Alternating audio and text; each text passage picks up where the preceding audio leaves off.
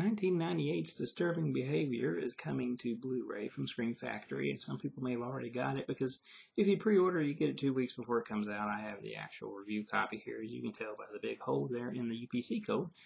This came out either when I was in my, I want to say 8th grade year of elementary school or very early in my freshman year of high school.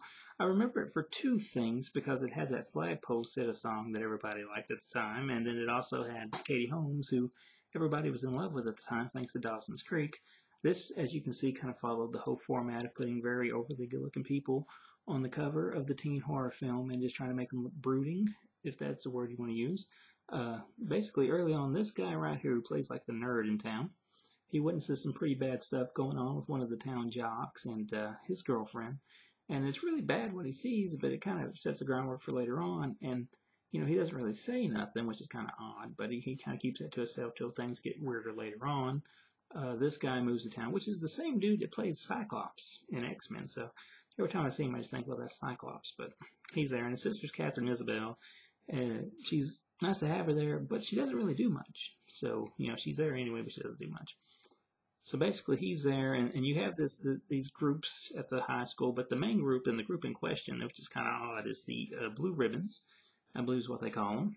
And, you know, even people that have trouble with the Blue Ribbons sometimes come back and all of a sudden they are a member of the Blue Ribbons. So you have some body snatcher stuff going on, and you find out later on what's going on there, and if they're zombies or if they're robots or if they're aliens or what's going on. I don't want to spoil it, but it's an okay movie. I don't think it's that great. Some people like it better than I do, but I think it's kind of light on blood. It's got a little bit of nudity. It's got a little bit of violent stuff. There's a couple pretty cool scenes, but a lot of times it seems like it kind of holds back just a little bit. Now, I do know this is not the director's cut, and I know a lot of people were kind of throwing a fit about this because it wasn't the director's cut, but this is just the basic 84-minute cut, although I think everything missing can pretty much be found in the deleted scenes, which also has an alternative ending, which I think I might like better than the one they actually used.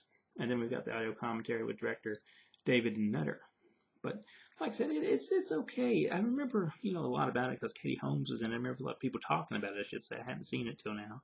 But I remember when I was, you know, a kid, everybody talking about Katie Holmes and wanting to see that. And there, you know, the blue ribbon. There's one blue ribbon that's after her that wants her in the film, and it kind of has a pretty cool scene. There's like this handyman or whatever you want to call him, utility guy at the high school. That's a pretty cool character. Things get pretty interesting between these guys, which are their friends, and stuff happens between them. And of course, the Blue Ribbons are trying to recruit Cyclops, which is another pretty cool thing. You don't see a bunch of the parents because a lot of the parent stuff was cut out because they wanted to keep it between the teens when it was released, you know, kind of appeal more to the young folks. I think it could have used more blood, personally.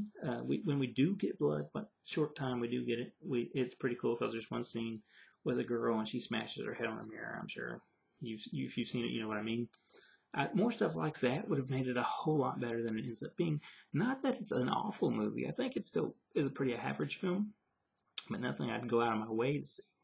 Unless I was just trying to get all of those old late 90s, early 2000 teen horror films. But it always gets me because these movies, you can tell from the cover that they kind of played a lot off Scream, which was still pretty popular then, which I think was like 2 or 3 years after Scream had come out. So everybody just wanted to copy the format. But it seems like a lot of them didn't copy the gore part of it. And the first Scream definitely was really gory, you remember, but some of the copycats wasn't that gory. Like this isn't, and I Know What You Did Last Summer, which I like, wasn't very gory either. Nonetheless, it's still entertaining, and it's nice to look back at a very young and good-looking Katie Holmes. And I don't know, something better during this time, man. It's still like perfect 10 material almost, I would say. Not that she's ugly now, but it's just she's lost the glow. Maybe Tom Cruise has something to do with that. I don't know. But this looks good. Like I said, it's the transfer is, I don't know, it doesn't pop at you. It doesn't really pop, but the colors are really good. There's quite a few dark scenes. Might be why it doesn't pop as much. But when it pulls up, you know, close to something, the detail is there. So it's an okay film. It's average. If you just love these movies, hey, go watch it. Me, myself, I liked it enough. I don't know when I'll actually revisit it again. Maybe if I want a marathon of stuff from that time again, sometime I may watch it. But it wasn't. I don't want to say. I don't want to sit here and talk like it's a bad movie. It just maybe wasn't my kind of movie because I think it should have added a little bit more than it did. but it's good enough, especially if you just like stuff from this time. And some people like it a lot more than I do. I've heard a lot of people say it's really underrated, so I don't know. Maybe it's just me. I don't know. But that's Disturbing Behavior from Scream Factory. You can see pretty basic stuff there. But this should be out pretty soon if it's not already. So there it is if you want to give it a go.